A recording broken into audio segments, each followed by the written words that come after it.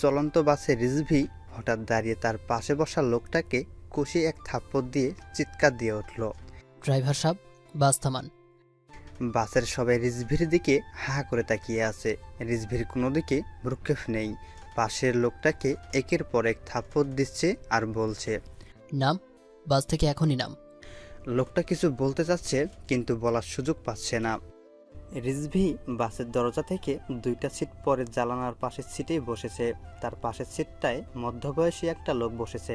পরনে পরিষ্কার সাদা শার্ট, প্যান্ট ইন করা, গলায় টাই ঝুলছে। পোশাক আশাকে লোকটাকে ভদ্র মনে হলেও চেহারায় পিশাচ পিশাচ একটা ভাব আছে।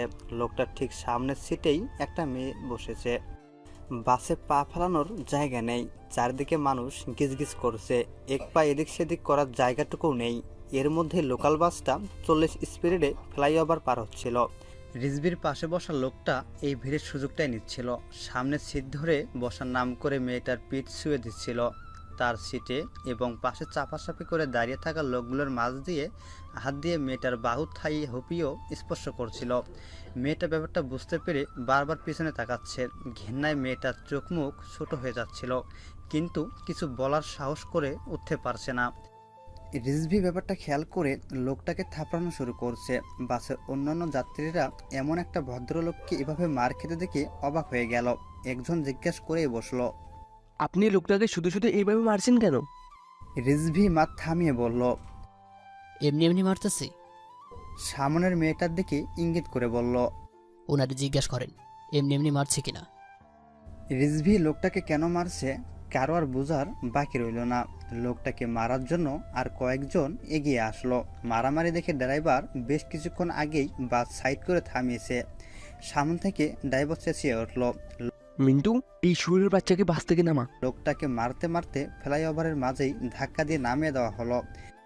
হেল্পার দেরি না করে লোকটার মুখের উপর বাসের দরজা লাগিয়ে দিল। ড্রাইভার বাসের গতি ধীরে ধীরে বাড়িয়ে লোকটার পাশ কেটে চলে গেল।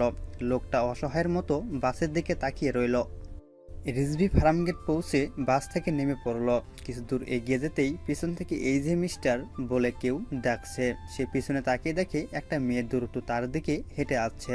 রিজভি মেয়েটাকে চেনার চেষ্টা করলো, কিন্তু পরিচিত বলে মনে হলো না। আমাকে ডাকছেন? মেয়েটার সামনে আসতেই রিজভি জিজ্ঞাসা করলো, হ্যাঁ, আপনাকেই ডেকেছি। ও আচ্ছা, কোনো দরকার? না। তাহলে আমাকে আগে থেকে চিনেন? ধুর মিয়া, চিনলে তো আপনার নাম ধরেই ডাকতাম। বাসে আপনার সহযাত্রী ছিলাম। একটা মেয়ের প্রতি আপনার রেসপন্সিবিলিটি দেখে আপনার সাথে কথা বলার ইচ্ছা হলো। ও আচ্ছা। সব পুরুষের মন মানসিকতা যদি আপনার মতো হতো, তাহলে আমরা মেয়েরা কোথাও নিরাপত্তাহীনতায় ভুগতাম না। হাতের 5টা আঙ্গুল যেমন সমান নয়, তেমনি সব পুরুষ মানুষও সমান হয় না। সবখানেই ভালো মন্দ মিলিয়েই হয়। তা অবশ্য ঠিক বলেছেন। মেয়েটা একটু থেমে গেল। কোথায় যাচ্ছেন? একটা কফি শপে। কেউ অপেক্ষা করছে? হ্যাঁ। আপনার সাথে এতক্ষণ ধরে কথা বলছি, কিন্তু আপনার নামটাই জানা হলো না। রিজভি। আমার নাম অথই। আমি একটা প্রাইভেট কোম্পানিতে জব করছি। ও আচ্ছা। আচ্ছা, আপনি সবসময় এমন গম্ভীর হয়ে থাকেন? একটা মেয়ে সিধে সিধে কথা বলছে, কিন্তু আপনি কোনো পাত্তাই দিচ্ছেন না। আই এম সরি, কিছু মনে করবেন না। আসলে মনটা বেশি ভালো নেই, তাই বেশি কথা বলতে ইচ্ছে করছে না। ওহ সরি, তাহলে আমি মনে হয় আপনাকে বিরক্ত করছি। না না, বিরক্ত হচ্ছি না। ওই তো দাঁড়িয়ে গিয়ে একটা কফি শপের দিকে ইঙ্গিত করে বলল, আপনার কাফ ক্যাফ এসে গেছে। রিজভি কিছুটা অবাক হলো। সে তো কোনো কফি শপের নাম বলেনি। মেয়েটা কিভাবে বুঝলো সে এই কফি শপে আসবে? রিজভির অবাক হওয়াটা হয়তো বুঝতে পারলো। অবাক হওয়ার কিছু নেই, এই গলিতে এই একটাই কফি শপ, তাই বুঝছি আপনি এই কফি শপেই আসবেন। রিজভি বুঝতে পারেনি মেয়েটার সাথে কথা বলতে বলতে মেইন রোড ছেড়ে গলিতে ঢুকে গিয়েছে। ব্যাপারটা আমি কখনোই খেয়াল করিনি। এখন করে নেন। আর আপনি চাইলে আজকে আপনাকে আমি কফি খাওয়াইতে পারি। একা একা কফি খেতে বড্ড বোর লাগে। আমিও কোম্পানি পাবো, আপনারও কোম্পানি হয়ে যাবে। একা একা কফি খেতে হবে না। আমি একা একা কফি খাবো? আপনাকে কে বললো? কেউ বলেনি। আপনার জন্য কেউ অপেক্ষা করলে আপনি এত ধীর গতিতে হেঁটে আসতেন না, দ্রুত আসতেন। যেখানে আপনি স্বাভাবিকের চেয়েও ধীরে ধীরে এসেছেন। আর কেউ অপেক্ষা করছে জিজ্ঞাসা করার পর আপনি বড় একটা নিঃশ্বাস নিয়ে উত্তর দিয়েছেন। কোনো প্রশ্নের উত্তরে দীর্ঘ নিঃশ্বাস নেওয়ার মানে হলো দুইটা: এক, উত্তরটা বানিয়ে নেওয়া; দুই, কোনো ব্যাপারে আফসোস বা আক্ষেপ থেকে মুক্তি পাওয়ার জন্য দীর্ঘ নিঃশ্বাস নিয়ে আফসোস বা আক্ষেপটা নিঃশ্বাসের সাথে বের করে দেওয়া।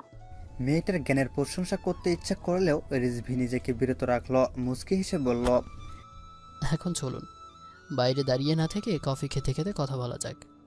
ঐথ মুচকি হেসে বলল। চলুন। গল্পে গল্পে তাদের অনেকটা সময় কেটে গেল। হয়তো মেয়েটা গল্প জমিয়ে তুলতে পারে।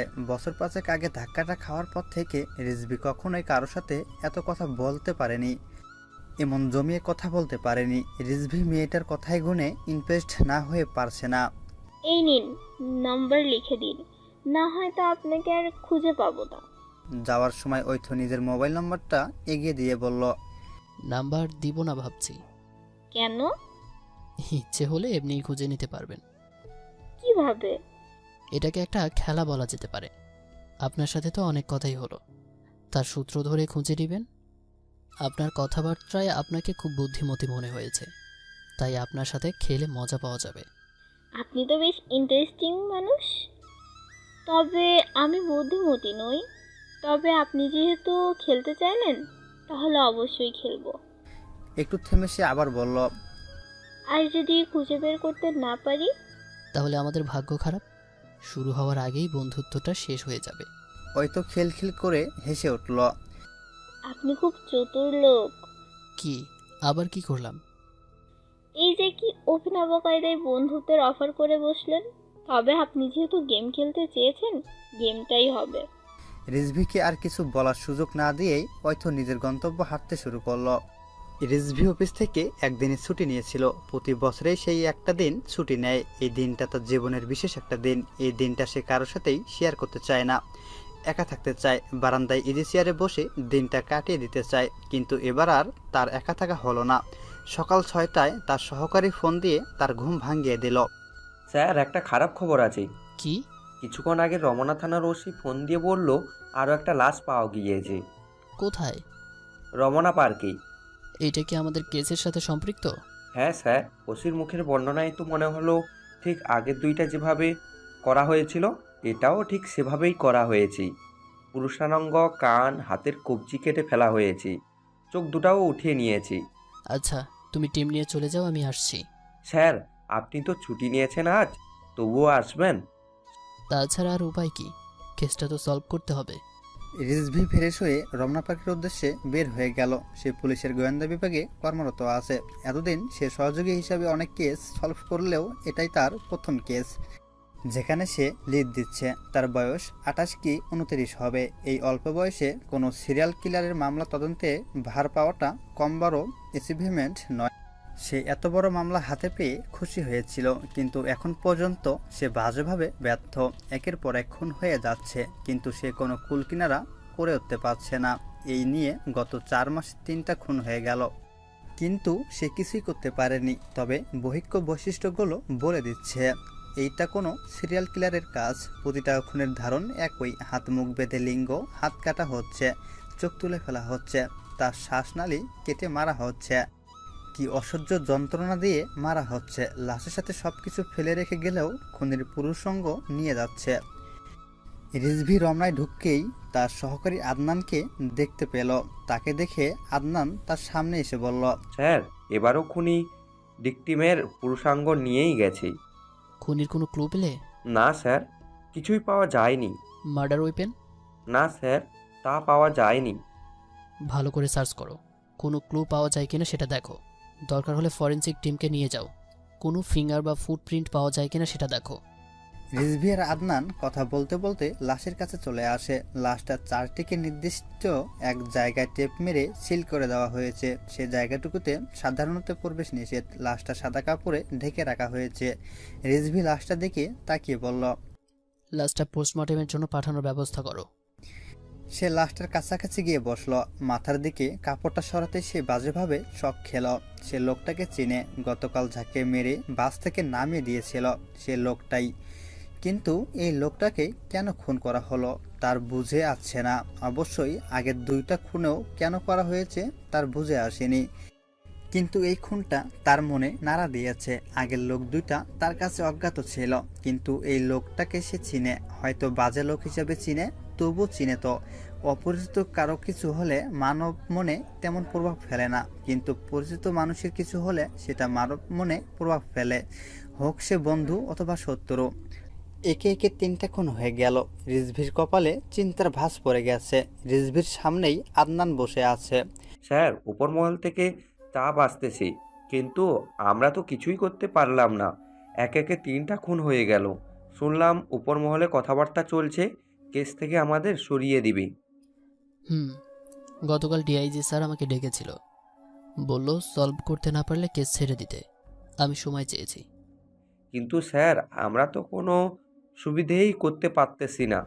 আমার মনে হচ্ছে আমরা খুব শীঘ্রই কেস সলভ করে ফেলব। কিন্তু স্যার, আমরা কোনো একটা পার্টনারও তো মিলাতে পারিনি। আদনান, খেলা তো মাত্র শুরু হইল। বলেই রিজভি খিলখিল করে হেসে উঠল। কালকের ঘটনাটাকে কোইন্সিডেন্ট বলতে পারো। কোন ঘটনাটা? আমি ভিকটিমকে চিনতাম না। কিভাবে স্যার? গতকাল লোকাল বাসে একটা মেয়েকে সেক্সুয়ালি হ্যারাস করছিল, তখন গণধুলাই দিয়ে বাস থেকে নামিয়ে দেওয়া হয়েছে। কিন্তু স্যার, এর থেকে কি প্রমাণ হয়? খুনি পুরুষাঙ্গ কেটে নিয়ে যায়, চোখ উপড়ে ফেলে, হাত কেটে ফেলে। মানে নিশ্চিত করে বলা যায় ভিকটিমগুলো সেক্সুয়াল হ্যারাজার অথবা এর চেয়ে বড় কোনো ক্রিমিনাল। রিজভি একটু থেমে একটা কাগজ নিয়ে তাতে কিছু লিখে আদনানের হাতে দিল। ভিকটিমের ছবি নিয়ে এই অফিসে যাও। সম্ভবত ভিকটিম এই অফিসেই চাকরি করে। কাল তার বুক পকেটে আইডি কার্ড ছিল, গণপিটুনিতে পকেট ছিঁড়ে বের হয়ে গিয়েছিল, তখন দেখেছি। জি স্যার। আদনান কিছু দূর এগিয়ে আবার ফিরে আসলো। কিন্তু স্যার, খুনি অবধি আমরা কিভাবে পৌঁছবো? ওই মুহূর্তে বাসে কারা কারা ছিল জানতে পারলে হয়তো খুনি অবধি আমরা সহজেই পৌঁছাতে পারতাম। আমার মনে হয় খুনি তখন বাসেই ছিল। কিন্তু স্যার, লোকাল বাসে যাত্রীদের খোঁজ পাওয়া তো মুশকিল। তা মুশকিল, কিন্তু অসম্ভব নয়। বাংলা মোটর মোড়ে সিসি ক্যামেরা আছে, ফ্লাইওভারের পরে সেটাই প্রথম স্টপেজ। সেখানের সিসিটিভি ফুটেজ ম্যানেজ করো। পরের স্টপেজে কাউরান বাজার, সোনারগাঁও হোটেলের সাথেই। সোনারগাঁও হোটেলের রোড সাইডের সিসিটিভির ফুটেজগুলো লাগবে। পরের স্টপেজ ফার্মগেট, ঠিক অ্যাপেক্সের সামনেই। অ্যাপেক্সের সিসিটিভি ফুটেজও পাওয়া যাবে। বিকেল 4টা থেকে 6টার সিসিটিভি ফুটেজ আনবে। Okay sir. আদনান চলে গেল। ভিকটিমের পরিচয় পাওয়া গেছে, নাম মাসুদ আহমেদ। মিরপুরে পরিবার নিয়ে বসবাস করে। বছর 2 আগে বিয়ে করেছে। পরিবারের স্ত্রী আর 7 মাসের একটা বাচ্চা আছে। স্ত্রীকে লাশ শনাক্ত করার জন্য খবর দেওয়া হয়েছে। পরদিন আদনান সিসিটিভি ফুটেজগুলো নিয়ে আসলো, কিন্তু একটা সিসিটিভি ফুটেজও স্পষ্ট নয়। মানে বাস থেকে নামছে উঠছে বোঝা যাচ্ছে না। তাই এগুলোর আশা ছেড়ে দিল। ভিকটিমদের মধ্যে কি যোগসূত্র আছে মেলানোর চেষ্টা করতে লাগলো, কিন্তু তেমন কিছু পাচ্ছে না। রুনা কবির ভেবে পাচ্ছেন না প্রতিটা খুনের মধ্যে কানেকশন কি। তবে পরশুদিন খুন হওয়ার মাসুদ আহমেদ নামটা তার কাছে পরিচিত মনে হলো। সে নামটা কোথাও শুনেছে, কিন্তু মনে করতেই পারছে না কোথাও শুনেছে। অনেক ভেবেচিন্তেও যখন মনে করতে পারলো না, তখন সে ভেবে নিল কত সময় কত মানুষের সাথেই তো দেখা হয়, হয়তো তাদের মধ্যেই কারো নাম ছিল মাসুদ আহমেদ। কিন্তু ব্যাপারটা তার মন মেনে নিতে পারছে না। তার মনে হচ্ছে লোকটাকে সে আগে কোথাও দেখেছে। রুনা কবির একজন ক্রাইম রিপোর্টার, স্বনামধন্য নিউজ পেপারে কাজ করে। সে আবার শখের গোয়েন্দাও। শখের বয়সে এই কেসটা তদন্ত করা শুরু করছে। রুনা নিজের ফ্ল্যাটে একটা রুম অফিস রুম হিসেবে ব্যবহার করে। সে অফিস রুমে গিয়ে মার্কার নিয়ে হোয়াইট বোর্ডের সামনে দাঁড়িয়ে গেল। আগের 2 ভিকটিমের পাশে মাসুম আহমেদের ছবি লাগিয়ে দিল। বোর্ডের ঠিক উপরের প্রশ্নবোধক চিহ্ন দেওয়া, তার পাশে লেখা খুনি। সে চিহ্নটার দিকে তাকিয়ে ভাবতে লাগলো, কে এই খুনি, আর এই খুনগুলো কেনই বা করছে? খুনের পিছনে মুভিট কি, নাকি খুনি শুধু একজন সিরিয়াল কিলার? আর ভিকটিমদের ভিতরে কানেকশন কি? হঠাৎ প্রথম ভিকটিমের উপর তার নজর পড়ল। নাম রেজাউল করিম, পেশায় ব্যবসায়ী। বছর 5 আগে চট্টগ্রাম থেকে পরিবার নিয়ে ঢাকায় চলে এসেছে। দ্বিতীয় ভিকটিমের দিকে তাকিয়ে দেখলো, হ্যাঁ, সেও ঢাকার বাসিন্দা নয়, বছরখানেক আগে ঢাকায় এসেছে। এর আগে চট্টগ্রামে থাকতো, ঢাকায় এসে রাজনীতিতে জড়িয়ে গেছে। এখনো বিয়ে করেনি। বিভিন্ন থানায় একাধিক মামলা আছে। রুনা কবির ভিকটিমদের পূর্বের লোকেশনগুলো লাল কালিতে মার্কার করে রাখলো। সে নিজের মাথায় চাপড়ালো, আগে কেন ব্যাপারটা খেয়াল করেনি। প্রথম দুই ভিকটিম চট্টগ্রামে থাকতো, কয়েক বছর আগে ঢাকায় এসেছে, কিন্তু চট্টগ্রাম ছেড়ে তারা ঢাকায় কেন এসেছে কথাটা জিজ্ঞেস করার প্রয়োজন মনে করেনি। তার মনে হতে লাগলো তাদের ঢাকার আসার পিছনে হয়তো কোনো গল্প আছে যা তাদের মৃত্যুর কারণ হয়ে দাঁড়াচ্ছে। কিন্তু সেই গল্পটা কি? রক্তের খেলা কি এখানে শেষ, না আরও আছে? শেষ না হলে পরবর্তী ভিকটিম কে? হরেক রকম প্রশ্ন তার মাথায় ঘুরপাক খেতে লাগলো। সে বুঝে উঠতে পারছে না কিভাবে তার আগানো উচিত। তার মনে হচ্ছে তাকে গাইড করার জন্য একজন গুরু থাকা দরকার ছিল। তার থেকে কাজ শিখতে পারলে হয়তো কেসগুলো আরও সুন্দর করে গুছিয়ে এগোতে পারত। সে বুঝে উঠতে পারছে না তার পরবর্তী পদক্ষেপ কী হওয়া উচিত। সে তার ডায়েরি বের করে তার পরবর্তী পদক্ষেপগুলো লিখতে লাগলো। নাম্বার 1, ভিকটিম 3 জনের মধ্যে লিঙ্ক খুঁজে বের করা। Number 2, motive of murder. Number 3, পরবর্তী ভিকটিম কে হতে পারে খুঁজে বের করা। সে ডায়েরি বদ্ধ করে ভাবল, ভিকটিমদের মধ্যে কানেকশন খুঁজে বের করতে হলে তাদের সম্বন্ধে আরও জানতে হবে। তার জন্য ভিকটিমদের পরিবারের সাথে দেখা করা দরকার। রুনা কবির বাসা থেকে বের হয়ে গেল। উদ্দেশ্য রেজাউল করিমের ছোট ভাই। তাকে ফোন করে একটা কফি শপে আসতে বলা হয়েছে। ঢাকার জামে বসে থেকে সে বিরক্ত হয়ে উঠছে। বাসে বাদামালা উঠছে। 10 টাকার বাদাম কিনে নিল।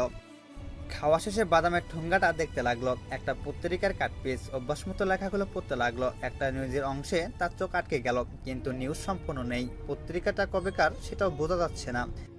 তবে সে এই নিউজটা আগেও পড়ছে। বিশ্ববিদ্যালয়ে পড়াকালীন সময়ে সে নিউজটা পড়ছিল। সে ধারণা করছে নিউজটা হয়তো 3-4 বছর আগের। সে বাস থেকে নেমে গেল, আর একটা বাসে উঠে নিজের পত্রিকা অফিসের দিকে রওনা দিল। হয়তো পুরনো পত্রিকা খুঁজে কিছু পাওয়া যাবে। তার মন বলছে সে এই কেসটার গুরুত্বপূর্ণ কিছু পেতে যাচ্ছে। প্রতি বৃহস্পতিবার সন্ধ্যায় অফিস শেষ করে রিজভি কাপ ক্যাফেতে বসে কফি খায়। এটা তার গত কয়েক বছরের রুটিন। অফিস শেষ করে সে কাপ ক্যাফের উদ্দেশ্যে বের হয়ে গেল। কাপ ক্যাফেতে ঢুকতেই কর্নারের টেবিলেই তার চোখ পড়ল। একটা মেয়ে বসে আছে। মেয়েটাকে সে চিনতে পারল। গত সপ্তাহে দেখা হওয়া ঐথ।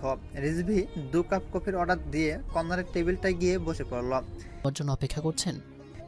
ঐথ মাথা নেড়ে হ্যাঁ বলল। বাহ, এই 7 দিনে আপনার অনেকটা সময় আমার জন্য নষ্ট হলো। মোটেও না, আমি শুধু আজই এসেছি। মানে আপনি জানতেন আমি আজ এখানে আসব? হ্যাঁ, কিভাবে?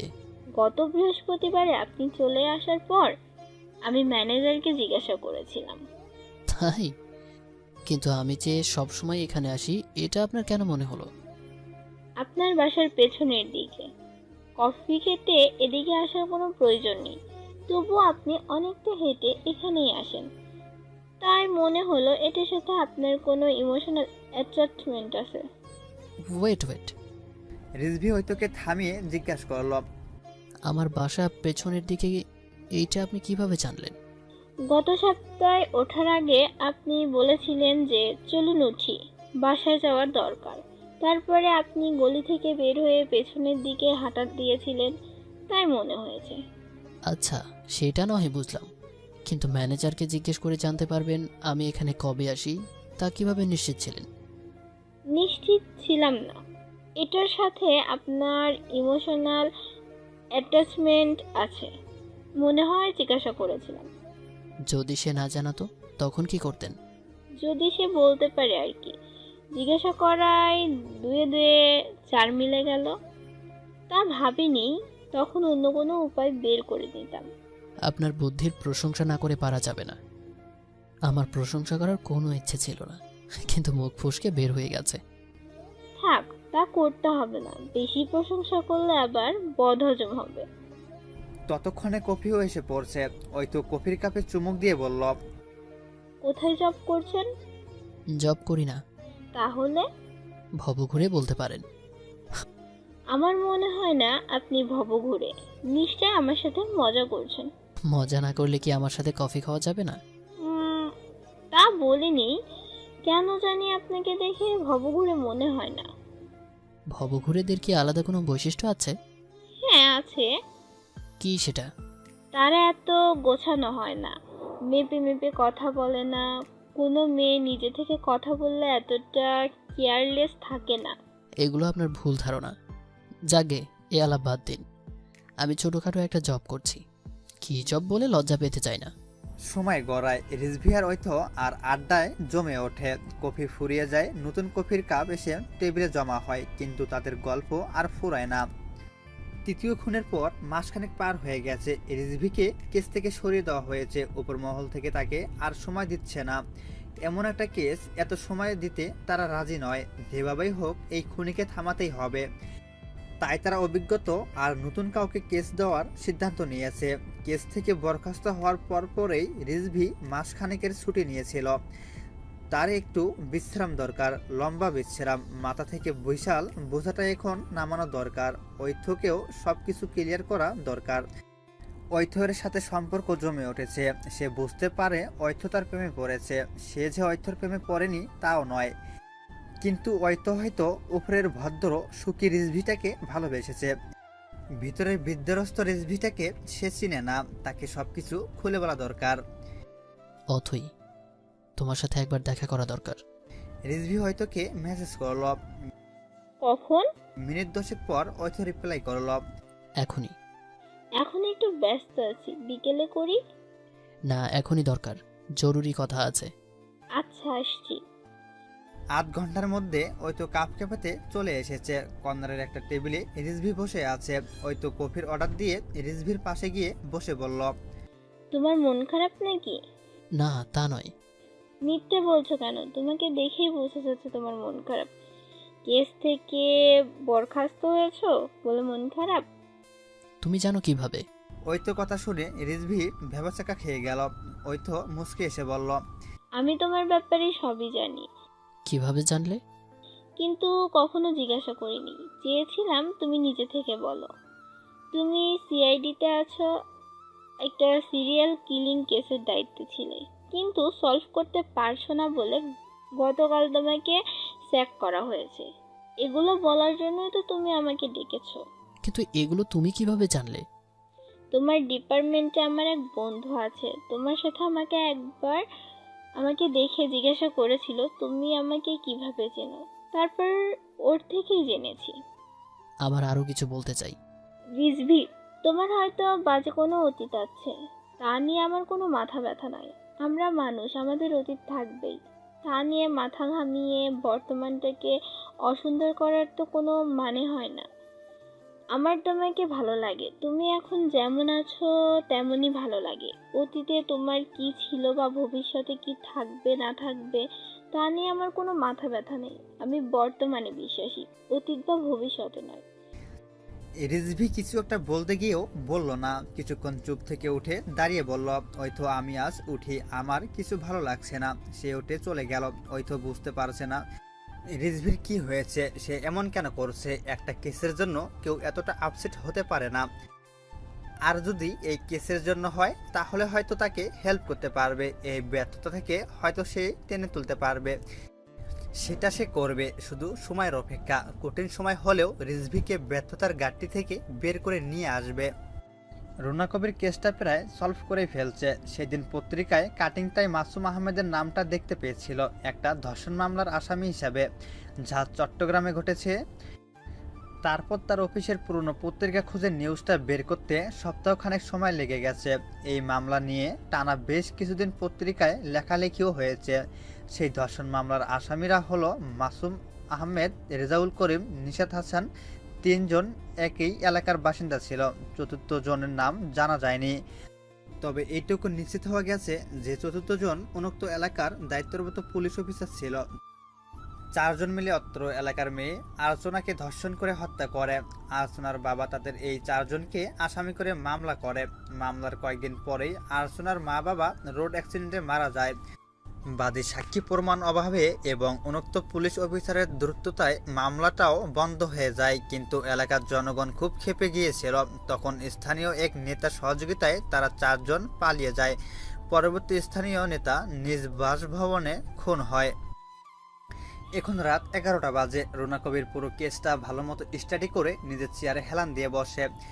সে চট্টগ্রামে তার এক সহকারীকে বলেছে খোঁজ নিয়ে তাকে যেন জানানো হয় এই চতুর্থ ব্যক্তিটা কে, যে কিনা পুলিশ অফিসার ছিল। আর আলোচনার মা বাবা ছাড়া তার আর কোনো আত্মীয়স্বজন কেউ ছিল কিনা। কিছুক্ষণ আগে তার ওই সহকারী ফোন দিয়ে জানিয়েছে চতুর্থ ব্যক্তির ডিটেলস পেয়েছে। আর আর্চনার মা বাবা ছাড়াও এক কাজিন ছিল যে তাদের সাথেই থাকতো। ঘটনার মাসখানেক আগে সে কোথাও চলে গেছে। আর্চনা ও তার মা বাবা মারা যাওয়ার পর আর তাকে কখনো কেউ দেখেনি। তার ব্যাপারেও সমস্ত ডিটেলস জানা গিয়েছে। দুজনের ডিটেলস সে ইমেল করে দিবে বলে ফোন করে দিয়েছে। রুনা কবির ইমেল চেক করলো, এখনও কোনো ইমেল আসেনি। রুনা কবির চেয়ারে হেলান দিয়ে কিছু একটা ভাবছে। গোয়েন্দা অফিসার রিজভি তার ঊর্ধ্বতন অফিসার আলাউদ্দিন খায়ের বাসায় বসে আছে। আলাউদ্দিন খায়ের সামনে বসে আছে। কি ব্যাপার রিজভি, হঠাৎ এত রাতে আমার সাথে দেখা করতে চাইলি? সিরিয়াল কিলিং কেসটা থেকে তোমাকে উঠে দেওয়া আমার কিছু করার ছিল না। এইটা হেড অফিসের সিদ্ধান্ত। এখন আমি কিছুই করতে পারবো না। শুনেছি একটা মহিলা অফিসারকে কেসটা দেওয়া হবে।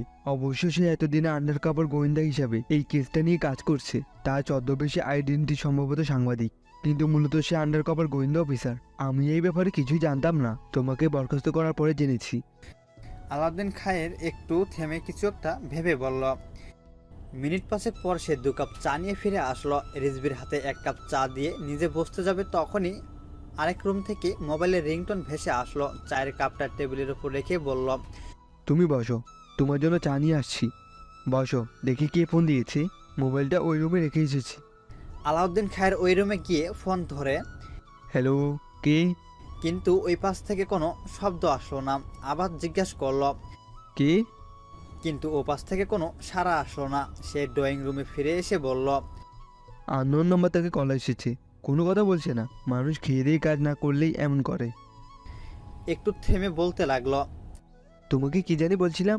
ও মনে পড়েছে, তোমার কেসটা একটা মহিলা অফিসারকে দেওয়া হয়েছে, যার ছদ্মবেশ সাংবাদিক। নামটা মনে হয় রুনা কবির। ওহ দুঃখিত, সাংবাদিকতার নাম রুনা কবির, কিন্তু ডিপার্টমেন্টে বা আসল নাম হলো ঐধ আলম। রুনা কবির চেয়ারে হেলান দিয়ে ভাবছে। সে আন্ডার কভার অফিসার, হয়তো আন্ডার কভার অফিসার হিসেবেই থাকবে। রিজভির কাছে সব তথ্য বলে দেওয়ার সময় এসে গেছে।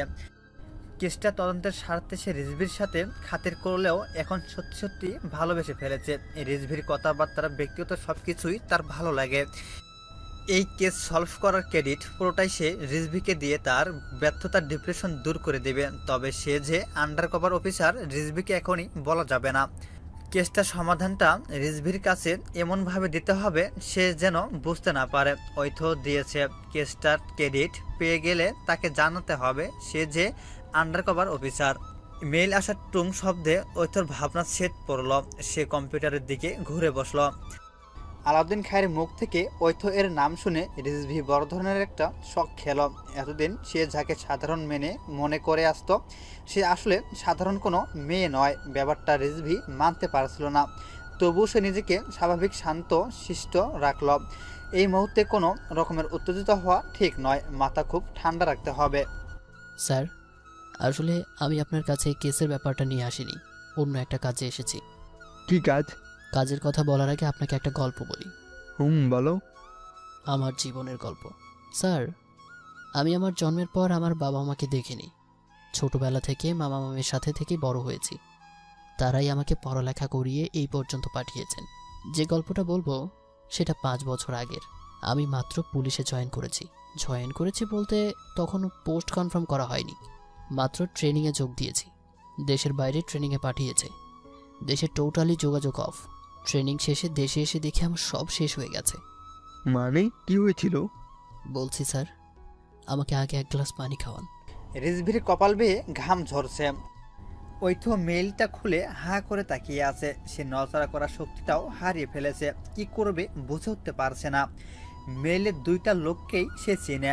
একজনকে খুব ভালো করেই চেনে, তার খুব আপনজন। সে ব্যাপারটা মানতে পারছে না। একবার উঠে দাঁড়ায়, কি ভেবে আবার বসে পড়ে। মোবাইল হাতে নেয়, আবার রেখে দেয়। সে কি করবে না করবে কিছুই বুঝতে পারছে না। তার কি করা উচিত ভেবে পাচ্ছে না। সে চতুর্থ ব্যক্তি বর্তমান সিআইডির ঊর্ধ্বতন কর্মকর্তা আলাউদ্দিন খাইকে বাঁচাবে নাকি তার প্রিয় মানুষ রিজভিকে তার প্রতিশোধ নিতে দিবে, সে কিছুই বুঝে উঠতে পারছে না। সে চেয়ারে হেলান দিয়ে বসে মাথা ঠান্ডা করার চেষ্টা করে। আলাউদ্দিন খায়ের পানি এনে রিজভির হাতে দেয়। রিজভি এক ঢোকে 1 গ্লাস পানি শেষ করে ফেলে। স্যার, মনে আছে এই কেসটা আমাকে দেওয়ার জন্য আমি আপনাকে রিকোয়েস্ট করেছিলাম? হ্যাঁ মনে আছে।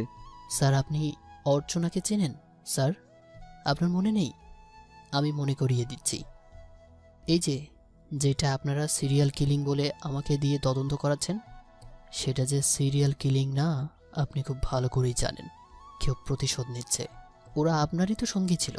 আপনারা 4 জন মিলেই তো একটা পরিবার শেষ করে দিয়েছিলেন। আমি সেই অর্চনার কথা বলছি। জানেন স্যার এইটা কে ছিল? রিজভি একটু থামল। এই অর্চনা আমার জীবনের অর্ধাংশ ছিল। বলে রিজভি বন্দুক উঠিয়ে ধরল। স্যার, আপনি যখন ফোন ধরতে গিয়েছিলেন তখন আমি আপনার চায়ে নেশাদ্রব্য মিশিয়ে দিয়েছি। কিছুক্ষণের মধ্যেই নেশাগ্রস্ত হয়ে যাবেন। তখন আপনাকে টাইট করে বাঁধব। তারপর আপনার নেশা যখন কেটে যাবে তখন আপনাকে ওই 3টার মতোই বিভৎসভাবে খুন করব। আলাউদ্দিন খায়ের ভয়ে কাঁপছে, তার কপাল বেয়ে ঘাম ঝরছে। কিছু একটা বলতে চাচ্ছে কিন্তু বলতে পারছে না, তার কথা গলাতেই আটকে যাচ্ছে। ঐথ অনেক ভেবেচিন্তে সিদ্ধান্ত নিল রিজভিকে শেষ খুনটা করতে দেবে না, বরং আইন অনুযায়ী আলাউদ্দিন খায়ের শাস্তি দেবে। দরকার হলে মার্ডারগুলো ও আলাউদ্দিন খায়ের উপরে চাপিয়ে দেবে। সে নিজের সার্ভিস পিস্তলটা ডয়ার থেকে বের করে ব্যাগে ভরে নিল। রিজভিকে ফোন দিল কিন্তু ফোন ধরছে না, কেটে দিচ্ছে। কয়েকবার ফোন দেওয়ার পর ধরল না, কেটে দিল। সে গাড়ি নিয়ে বের হয়ে গেল। উদ্দেশ্য রিজভির বাসা। সেখানে গিয়ে তাকে বুঝিয়ে সুঝিয়ে সব কিছু ম্যানেজ করতে হবে। বারবার ফোন আসায় রিজভির ফোনের দিকে মনোযোগ চলে যাচ্ছিল। সেই সুযোগে আলাউদ্দিন খায়ের তাকে আক্রমণ করে বসল। রিজভির পিস্তল দূরে ছিটকে পড়ল। দুইজনের হাতাহাতি শুরু হয়ে গেল। ঐথ রিজভির বাসার সামনে গিয়ে দেখে বাসার বাহির থেকে লক করা। সে বুঝে উঠতে পারল না রিজভি কোথায় গিয়েছে। হঠাৎ তার মনে হলো রিজভি হয়তো আলাউদ্দিন খায়ের বাসায় গিয়েছে। সে গাড়ি ঘুরিয়ে আলাউদ্দিন খায়ের বাসার দিকে রওনা দিয়ে দিল। আলাউদ্দিন খায়ের দরজার সামনে দাঁড়াতেই গুলির শব্দ পেল। হয়তো বুক ধুকধুক করে উঠল। সে বুঝতে পারল রিজভি এখানেই আছে, কিন্তু ভেতরে যে গুলিটা ছোড়া হয়েছে সেটা কার গায়ে লেগেছে বুঝে উঠতে পারল না। সে পকেট থেকে পিন বের করে আলাউদ্দিন খায়ের ঘরের লক খুলে ফেলল। ভিতরে ঢুকতেই পুরো ঘর এলোমেলো দেখালো। ঘরের আসবাবপত্র ভেঙে চুরে এদিক সেদিক ছুটিয়ে ছিটিয়ে আছে। হয়তো আরেকটু ভেতরের দিকে যেতেই রিজভিকে দেখতে পেল। এক কোণে পড়ে আছে, বুকে বেয়ে রক্ত ঝরছে। তার পাশেই আলাউদ্দিন খায়ের তার দিকে পিস্তল তাক করে বসে আছে, ট্রিগারে আঙ্গুল। এখনই বুঝি ট্রিগারটা চেপে দিবে। হয়তো সে সুযোগ দিল না, নিজের পিস্তল চেপে গুলি ছড়ল। আলাউদ্দিন খায়ের মাথার পিছন দিকটা চূর্ণ বিচূর্ণ হয়ে গেল। ঐথ পিস্তল ফেলে রিজভির কাছে গিয়ে বসল। রিজভির মাথা টেনে নিয়ে নিজের উরুর উপর রাখল। রিজভির এখনো পুরোপুরি জ্ঞান আছে। ঐথ ফোন দিয়ে অ্যাম্বুলেন্স ডাকল। অথই, আমাকে কোনো হাসপাতালে নিয়ে লাভ হবে না। আমার সময় শেষ হয়ে এসেছে। রিজভি ভাঙা গলায় বলল। এমন কথা বলো না রিজভি, তোমার কিছু হবে না। ঐথ চোখ বেয়ে পানি ধরে পড়ল। জানো অথই, ছোটবেলা থেকেই অর্জনের সাথে ঝগড়া করে বড় হয়েছি। ধীরে ধীরে যত বড় হয়েছি আমরা বুঝতে শুরু করলাম একে অপরকে ছাড়া আমরা অপূর্ণ। আমাদের বিয়েও ঠিক হয়ে গিয়েছিল।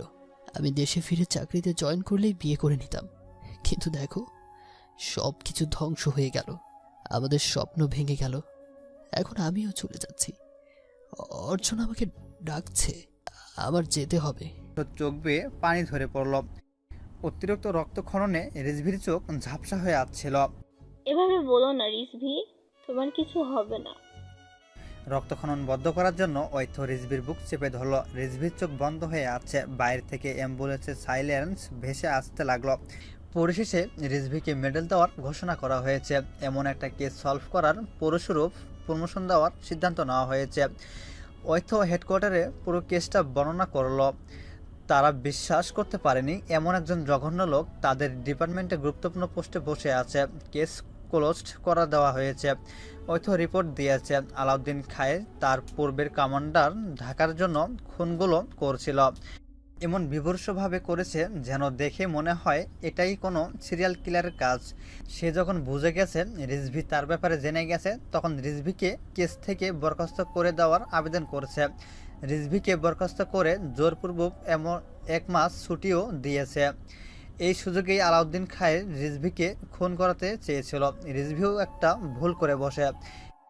এই কেস থেকে বরখাস্ত হওয়ার পর কাউকে কিছু না বলেই আলাউদ্দিন খাইকে ধরতে যায়। সে ভেবেছিল প্রমাণ আরও শক্ত করে তাকে ধরে ফেলবে, কিন্তু ধূর্ত আলাউদ্দিন খাইকে সে সুযোগ দিতে চায়নি।